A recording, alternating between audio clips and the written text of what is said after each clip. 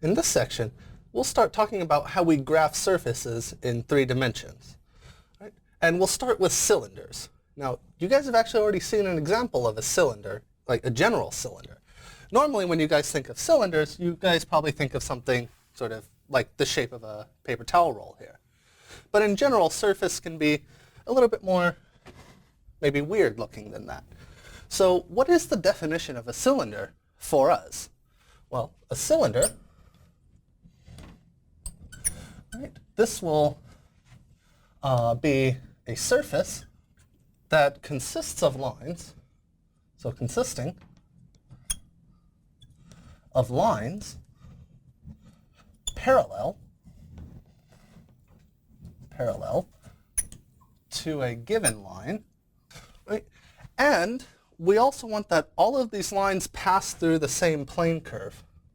So what does such a thing look like, and what is this example we've already seen? Well, if we go back to one of the very first videos, we see we had an example something like this. So the example was graph y equals x squared. Well, what did that end up being? Well, remember, if we graph this in the xy plane, so actually let's do it this way. Let's start by drawing the 3D axes. Let's do it in blue. So, right, x, y, z. Right, don't forget to check that with the right hand rule to make sure you have all of the axes oriented correctly. All right. So now if we have something like that, y equals x squared, what does the graph of that look like in 3D space? Well, remember, in 2D space, y equals x squared is just a parabola, and it looks something like this. Right? But in 3D space, well, z can be anything. So any point x comma y comma z where x and y satisfy this equation work. So in other words, we get sort of for every point on this parabola here, we have a whole line of values, right? The z value can be anything. So we end up with a surface that looks something like, let's see if I can get this right. Might look something like, let's do this. Let's draw the other parabola up here first. Right? And it looks something like this. Right? And that sort of looks like, take a sheet of paper and kind of fold it into maybe a taco shell or half pipe or whatever you want to think of that as. Right? So we can see how this fits the definition. Where's the plane curve? Well, the plane curve is the parabola down here. And what are the lines that are parallel to each other? Maybe my drawing is a little, not perfect here, but each of these orange lines are parallel to each other, right? Because they're all parallel to the z-axis. Okay? So that's a first example. So what you should think about now is think back to, this usual cylinder you think of. And we don't want to really think of this as having a thickness here, so just think it's, a paper-thin cylinder. But this shape, what would the plane curve have to be if I wanted to make a surface actually look like what we typically think of as a cylinder?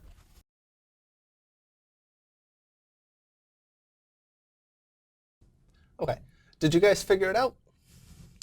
Well, hopefully the answer you got was if we wanted to make a cylinder, an actual, like usual cylinder, the plane curve we should use is a circle, right? I mean, if you think of a circle and a bunch of lines going through it, then you should see a cylinder get traced out. All right, so let's do an actual example of that. And let's choose it where our plane curve actually doesn't pass, or isn't in the xy plane, but in a different one. Let's say the yz plane. Right, so let's say we take the example, graph y squared plus z squared equals 4. Right? So what is that? Well, that's a circle of radius 2, right? Remember, square root of that. It's a circle of radius 2 in the YZ plane. Right? So along which axis does the cylinder, so what is the axis of the cylinder? Like, where is that? Well, of course, that's just the x-axis, right? Okay, so how do we graph this thing?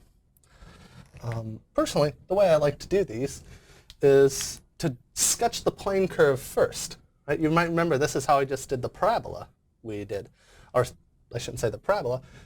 By the way, that last thing is called a parabolic cylinder, right? Because the base curve, the plane curve, is a parabola.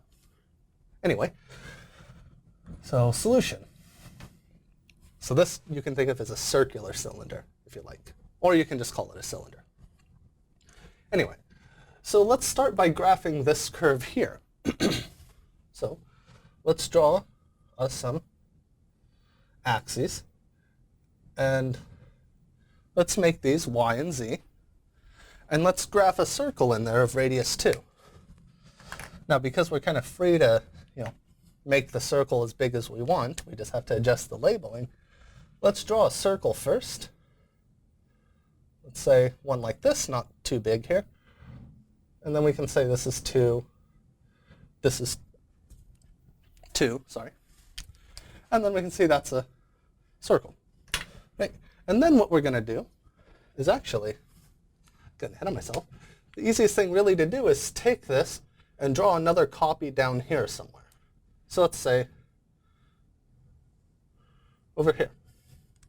And it should be about the same size. Well, it should be really exactly the same size and shape, but it's kind of hard to be precise when drawing these sometimes, especially by hand.